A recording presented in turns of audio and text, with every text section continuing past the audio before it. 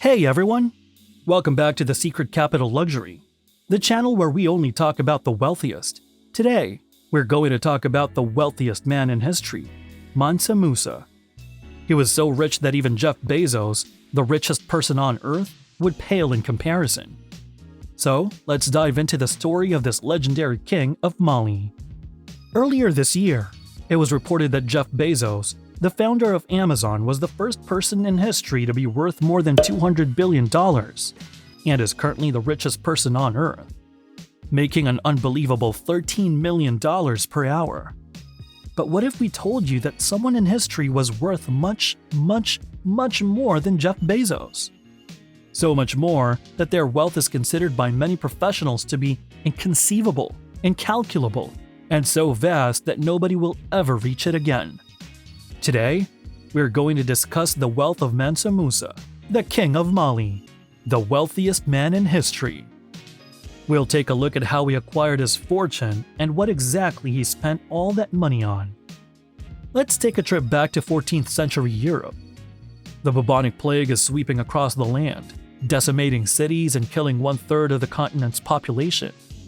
War is rampant, leaving many dead. The streets were full of garbage and feces.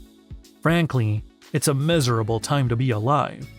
But if you look a bit south of Africa, it's the exact opposite. The economy is booming. Mosques are being built. Universities are being constructed. And art is being made and spread all across the continent. And at the helm of it all is Musa Kita I, who was known as Mansa Musa after he took charge of the kingdom of Mali in 1312 BCE. Under Mansa Musa's rule, the kingdom of Mali was massive, stretching across modern-day Mali, Senegal, Guinea, Niger, Gambia, Nigeria, Chad, Burkina Faso, and Mauritania, stretching nearly 2,000 miles from one end to the other. And within that territory, some resources made Mali and Mansa Musa unbelievably wealthy. It's believed that during his reign, the Empire of Mali was in control of half of the world's gold. If there was an empire that had control of half of the world's gold today, well, from the gold alone, they would be worth more than $5 trillion. That's twice the GDP of the United Kingdom. But it wasn't just gold that Mansa Musa's empire was in control of. The Empire of Mali stretched from the Atlantic Ocean to the Sahara Desert, covering rainforests, plains, and all the resources that could be found within them.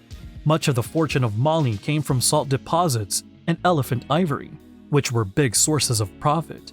When Mansa Musa took the throne, the kingdom was already wealthy, but it took things a step further, expanding the territory to include 24 cities and taking control of towns like Timbuktu, which allowed the kingdom to trade more freely.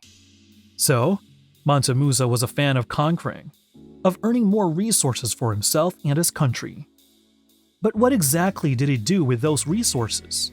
Frankly, he liked to spend them in ways that would put Marie Antoinette and Jeff Bezos to shame. To get a real understanding of how absurdly wealthy Mansa Musa was, it's important to look at the most ostentatious display of his fortune during his reign, his pilgrimage to Mecca. Mansa Musa, like most of the people in Mali, was Muslim. Another way in which Mansa Musa flaunted his wealth was through his building projects. The king was known for his grand architecture, and he used his riches to build some of the most awe-inspiring structures of the time. One of his most significant projects was the University of Sankore in Timbuktu. The university was home to thousands of students and teachers, and was a center for education and learning in the region.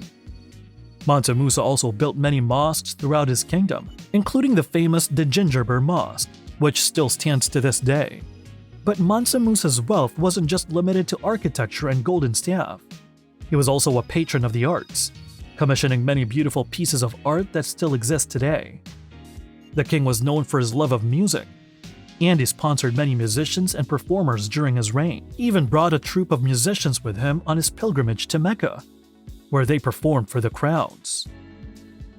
Mansa Musa's wealth was truly unprecedented, and it's hard to overstate just how rich he was.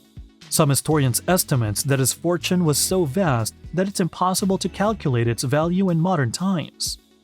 But even if we can't put an exact number on it, There's no denying that Mansa Musa was one of the richest people in history. So why isn't he as well known as other wealthy individuals, like Jeff Bezos or Bill Gates? The answer is simple. History is written by the victors, and the story of Mansa Musa and his empire has been largely overlooked in Western history. But that's starting to change.